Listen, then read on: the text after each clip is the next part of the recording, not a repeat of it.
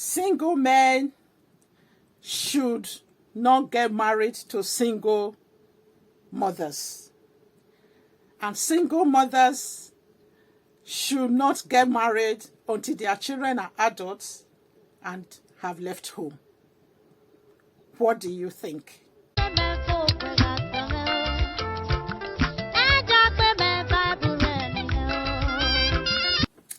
Hello everyone, my name is Mabel and I'm popularly known on this channel, my channel, as Auntie Mabel.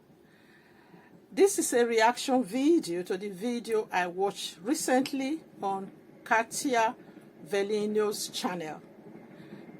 And it's on her perspective and her views on single mothers getting married. I think it's important that I address this topic on my channel because the video I did recently on our traditional marriages, that's Nigerian or Africa traditional marriage, I have received a lot of questions from my young adults who are really very, very interested in learning so much of our traditions, because many of them keep saying they haven't really found opportunity and they written down historical context of some of these things. So I am addressing this on my channel because I really feel I can use my own childhood experiences, and also I'm asking the older uncles and aunties and parents and anybody that is older in my family network to try and find out some of the things I'm not really aware of that were already kind of no longer being practiced when I was a child. So the context I want to address Kartia's view on single mothers getting married is on our historical context. How did we used to do it? Before I go into the way it was done before, I will just briefly explain her perspective from the video I watched. She had two comments. She said she saw in another video. She didn't mention where the source of that video, but she said there were two views on that she was reacting. She was giving her perspective on. Some people. One of the comments was regarding single father people. If people who are single choose to marry a single mother, they should be prepared and they should be aware, and that is challenging that actually, because she was kind of discouraging it because they don't have experience of being fathers, and that the single mothers are likely to they are going to prioritize their children over the new partner. And obviously, because they've never been parents before, they're going to find it difficult to parent another person's child. So, and on the other hand, she now also shared another comment and also said her view on that comment was that single mothers shouldn't get married until their children are adults and they have left home. So, for me, I did make I made two comments on that her video. One of them, I will give my perspective on that. Another one, I made a comment in response to what Augustergold. Some of you don't know Augustergold. She's an Esan lady who is very popular on YouTube. I do watch some of her videos and some of the things she has actually had some conversation. She has been on Kartia's channel where they have discussed some very, very interesting topics. So Augusta's view, because some of you don't know Augustergold is an Esan lady who apparently grew up in Warri, and because when she's talking some of her videos, she does speak Robo a lot, and it kind of interject with Robo, which I like, and also sometimes occasionally she throw in Esan here and there. So her perspective on that, because Augusta has 3 young children and she's a single mother, and currently she doesn't feel she's ready. From what she has said so far, I don't know now if she's ready, but from what she has said before, when she was Kartia's channel, said she didn't feel at that time she was ready. So, but Augustergold on Kartia's channel then left a comment saying, what is Kartia trying to tell her? That, for example, I think her child is still very young. The youngest of her children is still very young. I think she's about 3 or 4. So she was trying to ask Kartia, are you trying to say she's to remain down single until that child turns 18? Oh, so which is going to be another how many years from now for her? And that really got me. And I also left a comment on that to say that I think it's a bit unrealistic to expect single mothers to remain single until their children turn 18, especially in the UK, where these days, because of the economic situation, some children actually remain at home into their 20s. And sometimes parents don't really feel it's their best interest to move out when you have this space in the home to live in, and these children are going to pay humongous rent out there. So parents will always want them to save while they are home before they actually fly the nest or flew the nest. So the point I really want to put it into here, and the context I want to relate this to, all of this to, I did say, my comment on that Augustergold's comment was that I feel that it's not a one-size-fits-all approach, and that definitely I agree that single mothers should only get into another relationship or get married when they are ready, when they feel they are ready. They shouldn't feel pushed into it. They shouldn't feel pressured into a new relationship. If they find someone, but they do their due diligence, they should ensure that the person truly love them, genuinely love them and their children. So, and also, especially those of us who are Christians, we should really pray for spirit of discernment to make sure that we are making the right choice. It's not just the flatter, it's not just lust or just human feelings, infatuation, or whatever it is.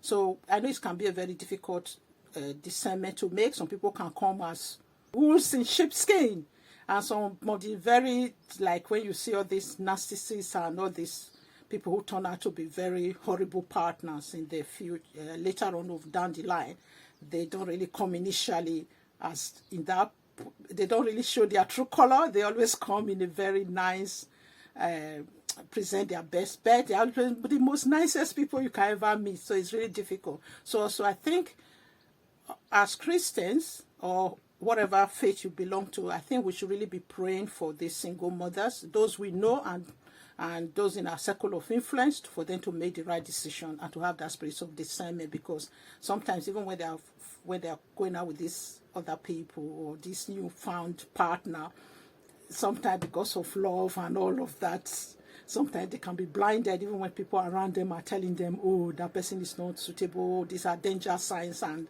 things you should be, these are red flags. Though they don't see it, the people are blinded by that. So we should really take it upon ourselves to be praying for them and those we know, and obviously even those we don't know, because it's not easy raising children alone, even in Africa or in Nigeria, not to talk of in a diaspora where it's very, very difficult. It's even difficult for two people to raise children, not to talk of one person doing it alone. So, right, the next part I want to link this onto now is how did our forefathers used to do it. As you all know, my channel is about our language, cultural heritage, and our identity. When I was doing the research for the traditional marriage, I happened to ask a lot of elders in my family. I phoned them here. I phoned several people back home to try and gather as much relevant information as possible. And even when I was growing up as well, I know that people still used to do the whole Old Testament system. As we know that in the Old Testament, when like even in the story of Ruth and Naomi, how a kinsman redeemer was the one who has to marry Ruth. So that is the practice that used to also, that was the practice that used to go on in my tradition in Esan land. And I know probably if you are not from Esan, you are from other part of Nigeria or other part of Africa, or even out North Africa, other countries where you think something similar was being practiced, you can leave it in the comment section and let me know, please. So, but what they used to do in those days, I know when I was researching this traditional marriage, I spoke to the eldest person in my family right now, because my father is no longer with us.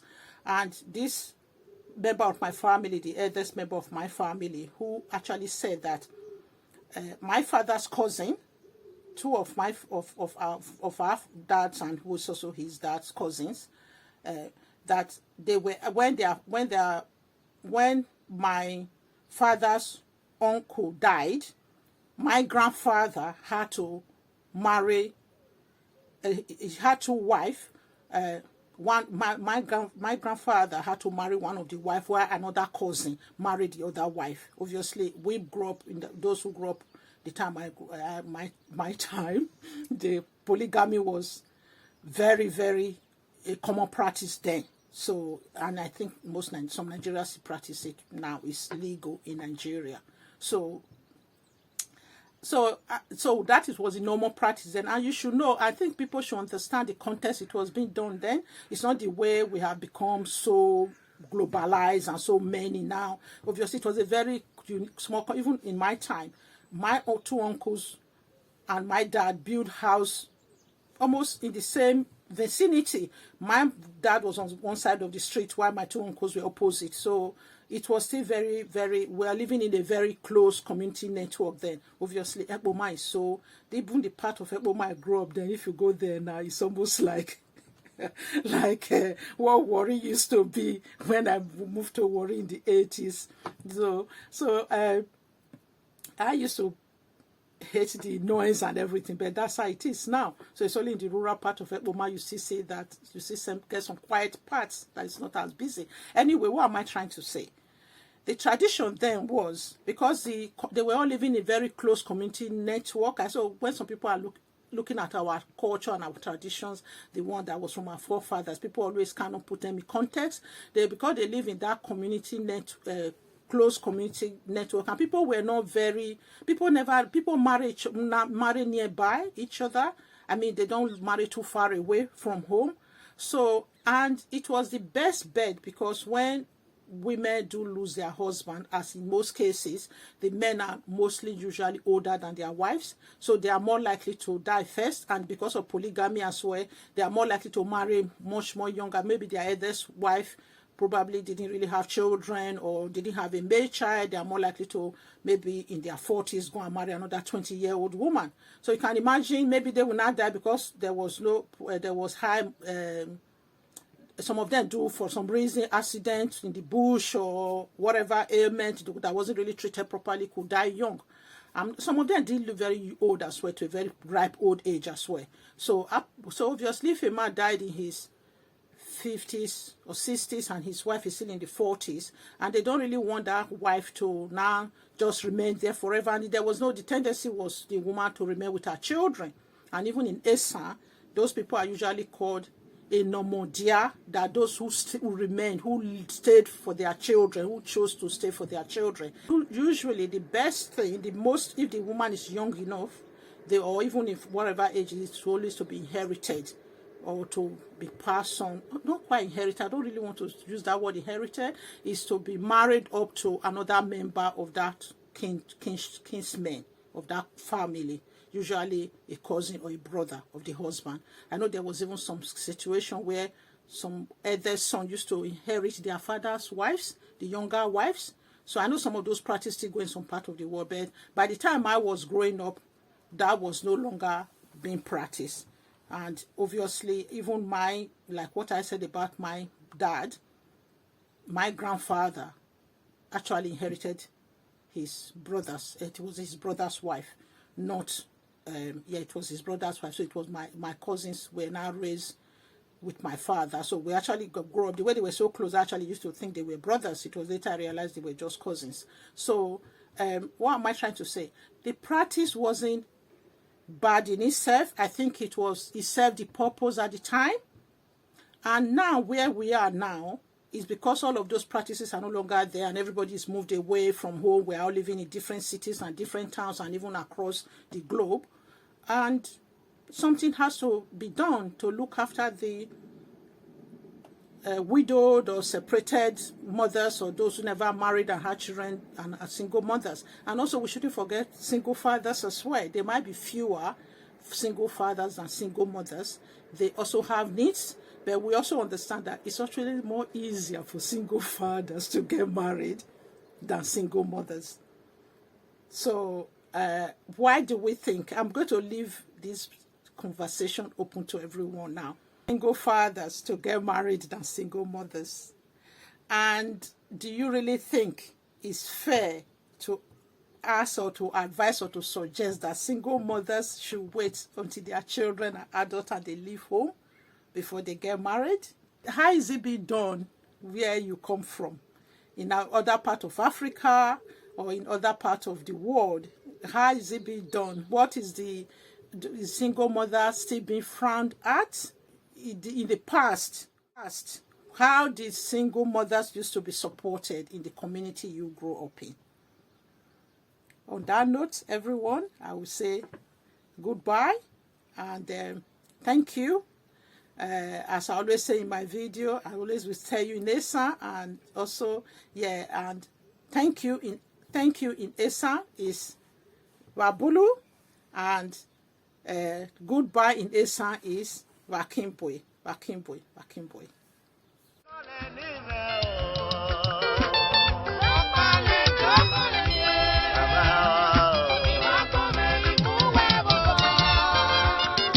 Equare.